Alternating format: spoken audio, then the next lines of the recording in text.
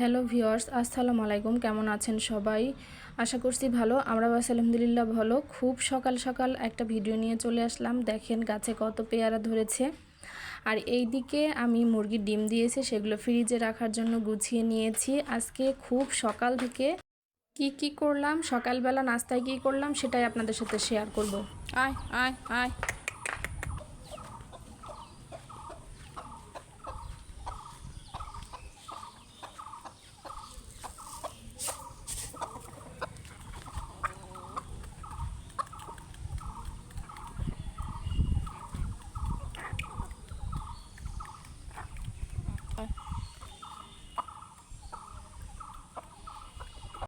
আমার এই মুরগি বাহিনীকে খাবার দিয়ে পেয়ারা গাছের কাছে এসে দেখি মাশাল্লাহ অনেক পরিমাণে পেয়ারা ধরেছে। এইখানে 2টা গাছ আছে, 2টা গাছেই প্রচুর পরিমাণে পেয়ারা ধরেছে। এই পেয়ারাগুলো অনেক বড় বড় হয়, একটা হাফ কেজি 1 কেজি এরকম ওজনের হয়।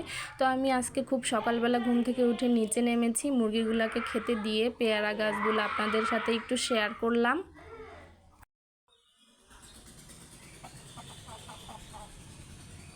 নিচ থেকে আমি এখন ছাদে চলে যাব, কারণ খরগোশকে কিছু খেতে দিতে হবে। ওকে রাতে একবার খেতে দিয়েছি। আর এই দেখেন রাতে কি পরিমাণে বৃষ্টি হয়েছে, ছাদে এখনও পানি জমা হয়ে আছে।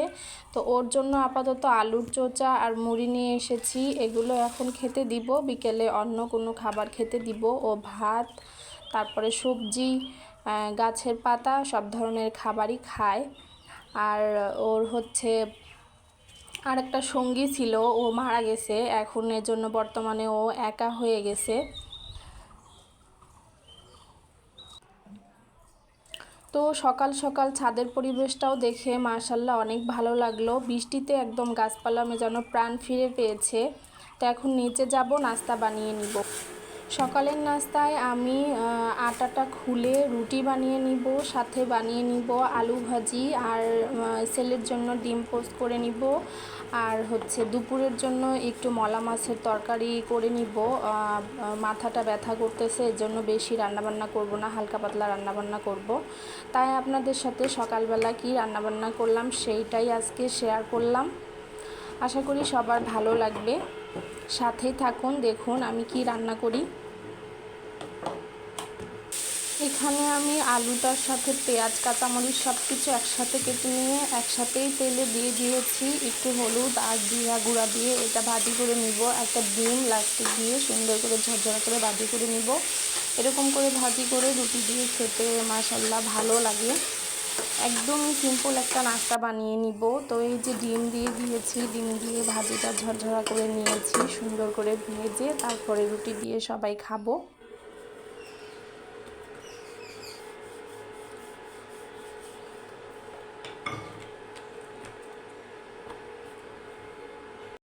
তো এই যে আমার এখানে রুটি বেলা হয়ে গেছে, আমি এখন এগুলা ভেজে নিব।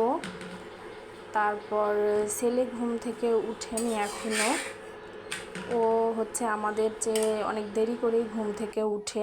আর এই পাশে আমি রুটি ভাজা শেষ হয়ে যাওয়ার পরে আমি একটু ছোটো মাছের তরকারিটা হাতে মেখে তারপর রান্না করে নিব।